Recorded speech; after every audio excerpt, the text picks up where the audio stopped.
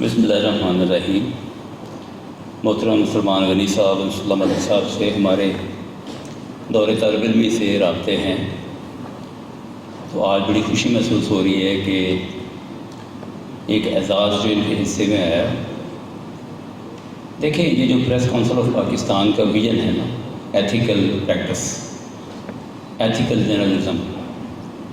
اس کی ہم نے دو زندہ مثالیں دیکھنی ہوں تو ان دونوں شخصیات میں دیکھ سکتے ہیں کہ کتنے مشکل اور نامساعد حالات میں بھی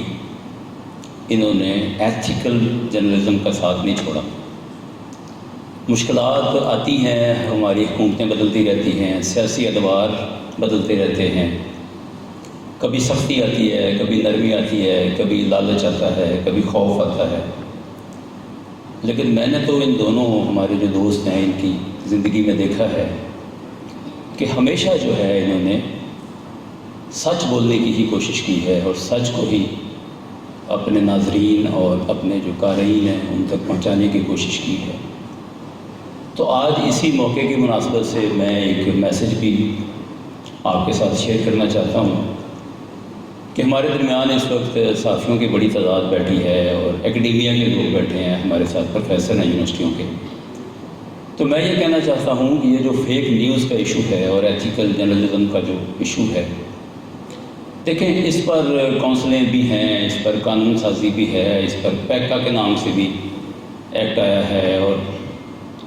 اچھا قانون ساز اپنا کام کرتے رہیں گے، ٹیکنالوجی والے اپنی کوشش کرتے رہتے ہیں کہ فیک نیوز کو کیسے روکا جائے، لیکن میری ذاتی رائے اس میں یہ ہے کہ یہ جو قانون سازی ہے یہ بھی زیادہ مؤثر نہیں ہوتی، اور ٹیکنالوجسٹوں نے بھی بڑی کوششیں کی ہیں۔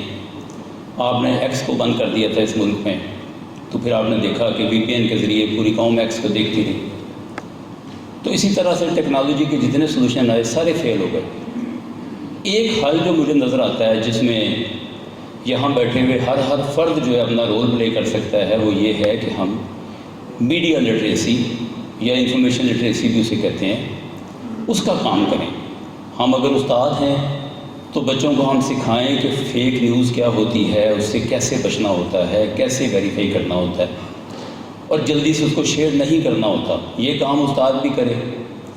اور یہی کام جرنلسٹ بھی کرے۔ آپ کا تو یہ براہ راست شعبہ ہے، آپ آگے بڑھیں اپنے پروگرامز کے ذریعے، اپنے کالمز کے ذریعے، اس بات کی ہم اویئرنیس بھی کریں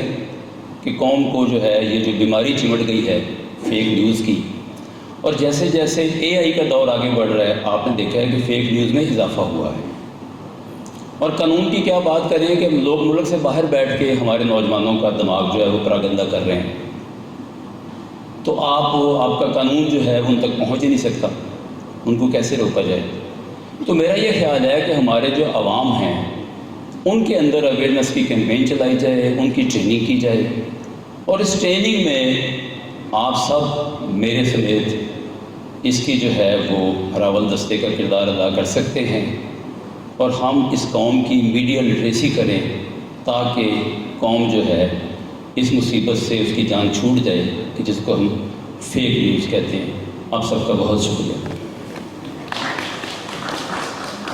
بہت شکریہ ڈاکٹر خالد محمود ملک صاحب۔